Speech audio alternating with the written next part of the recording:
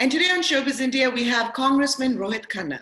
Ro Khanna is an American academic, lawyer, and politician serving as the U.S. representative from California's 17th Congressional District since 2017. Welcome to Showbiz India, Congressman Khanna. Thank you for accommodating us into your very busy schedule. It's great to have you.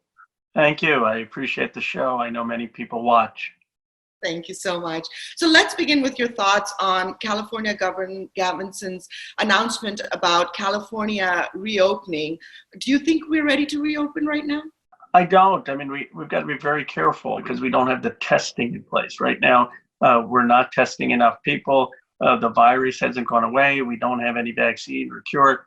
So until we can get the testing to a place which it can help us reduce the transmission, I'm concerned, and that's why my county, in Santa Clara County, we're not reopening. What do you say to the Californians who are reopening? What would be your message to them? I'd say, first of all, make sure you have a mask in public at all times. Make sure that you're having social distancing. Make sure if you are going to work that you have proper PPE, the protective equipment, and don't congregate in public parks. Don't congregate around people. I think people have to understand that this is still a dangerous disease. Yes, there's huge urgency to get the economy back up and running. We're going to have huge deficits, but the people shouldn't underestimate the disease. Speaking about the PPE, you have been appointed and unveiled the Emergency Medical Supplies Procurement Act. Can you expand on that act? Sure. The basic point is that right now, the reason we don't have testing is we don't have enough swabs. We don't have enough equipment for the Abbott testing machines. We should be making that. I mean, in the United States of America, how is it that we can't produce enough masks?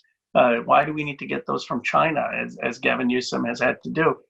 My bill would say, let's put $75 billion and do it completely.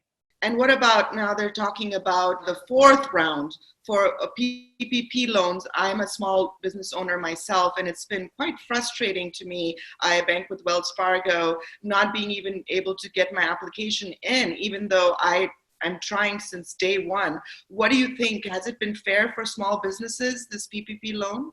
No, it hasn't. The people who really need it haven't gotten it. The people who are small businesses, the people who are the folks who are restaurants and hospitality industry, and too many big corporations have gotten it who had connections to banks.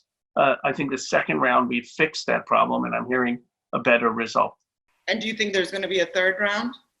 I'm hopeful. We need the money for the states and the cities. I mean, we need California is going to have $54 billion deficit. They need money. Cities need money for education, for basic services. You know, I was told by someone I worked with that it's better to go to a community bank. And I did go to a bank. It was called Commercial Bank of California. And they've been helpful in at least getting my application in. So what would you suggest to the folks out there? I think that's smart. I think going to a community bank, going to banks where people don't have relationships already with existing clients, going to minority institutions, if that's applicable, all of that is very good advice. Now, you and Senator Bernie Sanders are considered one of the most progressive congressmen. What are you working on? You introduced a new legislation today for agriculture. Please expand on that. Well, that's just to make sure that these meatpacking plants, that they aren't exploiting workers. I mean, we've heard the stories of hundreds of thousands of people at these meatpacking plants getting infected, and really we should be focused on family farmers and not having these huge mergers. And I've also introduced the Essential Worker Bill of Rights with Senator Warren to make sure every worker is treated with dignity. That's fantastic. Well, we thank you for your time. Keep up the good work. Any final message to the audience who's watching you right now? Well, I want to wish a happy Mother's Day to all the moms. I know it's a tough Mother's Day, not being able to go out for brunch or with family, but hopefully you're going to at least get Zoom calls from your kids or have your kids at home do something. We just want to say we're going to make it through it, and this is the time to be there for each other as a community. Great. Thank you so much, Congressman. It's a pleasure to talk to you. Thank you. Thanks for having me.